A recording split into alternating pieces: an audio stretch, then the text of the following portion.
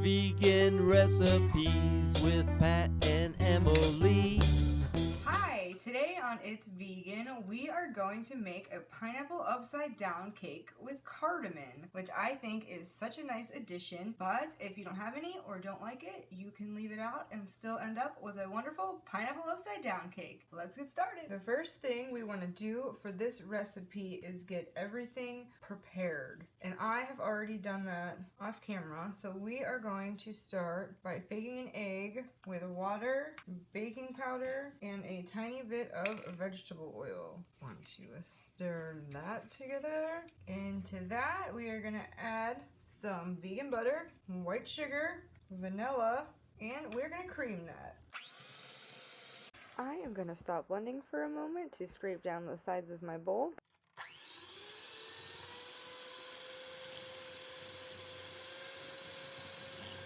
For this recipe, you really want to take your time and cream these ingredients together well. Now we are going to add our 1/4 of a cup of pineapple that we took out of the can when we were saving our juice and chopped up with a knife.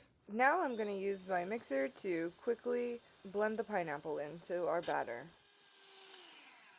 I decided to scrape down the sides of my bowl before we move on to the next step.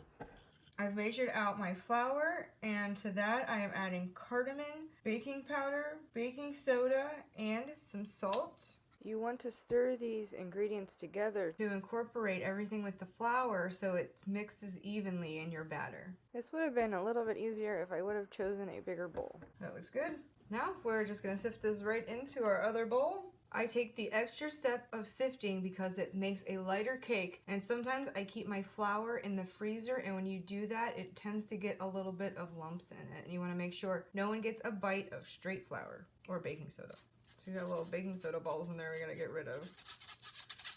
Perfect. This is gonna be really dry, and this cake is put together in kind of a weird order, but I do it that way so that we get a fluffy cake. If not, this would be such a dense, thick cake. I don't think it would be very pleasing. Anytime that we are mixing something with a hand mixer or a stand mixer, we want to stop and take time to scrape down the sides and then continue to mix it after we do that. This is what you're going to end up with. That is what you want to happen. Here is the juice that we saved from the can of pineapple juice. And to that, we are going to add some apple cider vinegar. And we will stir that together, but we are just going to set it aside for now. We have moved over to the stove. I have my cast iron skillet here. I'm going to put some vegan butter in there to start melting. The oven is also preheated. I don't have my skillet preheated because I don't want this butter to melt too much. My cast iron skillet is about 9.5 inches on the top, so it's probably closer to 9 inches on the bottom. Even though my butter is not totally melted yet, I'm going to start adding some maple syrup, my pineapple.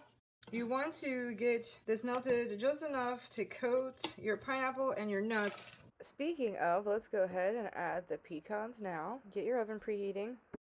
My butter is almost melted. I'm going to add some coconut sugar into this mixture that will become the top of our cake. We want everything to get evenly coated in our sugar and vegan butter mixture. I am going to turn the heat off. Then you want to get your pineapple chunks laid out nicely, because they are going to be the top. I like to have them all laying on the side, and I do like pineapple chunks better for this than the pineapple rings, even though they look pretty, because I find it's easier to eat this way and to cut and serve also. Looks like we need some more nuts over here, so I'm just going to shift some things around. Add a few more over here. I want it to be a little even. If you're going to put maraschino cherries in this, you would also want to coat them in the vegan butter and sugar mixture and spread them around your skillet evenly. What do you think? All right. We have our oven preheated. We have all of our dry ingredients here. Our skillet is totally prepped. Now we are going to add our pineapple juice and apple cider vinegar that we already mixed together to our other bowl of ingredients. Now it's time to incorporate these two mixtures together with our hand mixer. Scrape down the sides. Oh, you can see there's some dry mixture there. Good thing we did. You want to do this part pretty fast because we are causing a chemical reaction to take place with our baking soda and vinegar, and we want that to happen in the oven, not in our bowl. By doing this, we will get air bubbles in our batter, causing us to have a light and fluffy cake instead of a thick and dense one. All of that being said, as soon as we get our batter completely mixed together, we want to get it on top of our pineapple and nut mixture and get it in the oven as quick as we can. Now we will use our spatula to evenly spread our batter over the top of everything, spreading it out to the edges, and then it's time to pop it into the oven. Our timer just went off, and we are going to check our cake by sticking a toothpick in it to see if it comes out clean. We are good there. This cake, though, with the pineapples and stuff on the bottom, you can get a toothpick that would make you think that it's not done when it is, so don't hit all the way down into the bottom when you're testing this. I'm gonna let this cool 3 to 5 minutes, and then we're gonna turn it out. Before you try to flip this cake over and get it out of the skillet, we recommend that you go around the outside with a small knife and loosen the edges up. My mom is going to turn this cake out for me. I have a little bit of a hand injury, and she's going to take over from here. You definitely need a flat bottom plate. And here's the moment of truth. Yeah.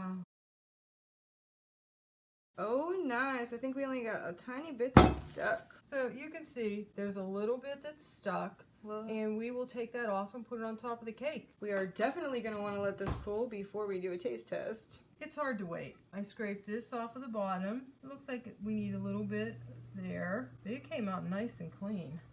I'd say a little bit there. That is a beautiful cake. We will let it cool, and then we will cut it. And the cardamom smell is going to fill up your house, and you will love it if you love cardamom. Our cake is finally cool enough that we can eat it, and it's time for a taste test. It's a little tart from the pineapple. It's sweet from the sugar. The cardamom gives it such a nice warming feeling. This makes this just a great cake for winter. I hope you'll give it a try and enjoy. Please come back. See us next week. Like and subscribe. There's a few bloopers coming up if you want to stick around and watch. Reaction from the baking soda and the vinegar to take place in the fridge yep, where you are definitely our pie. Nope.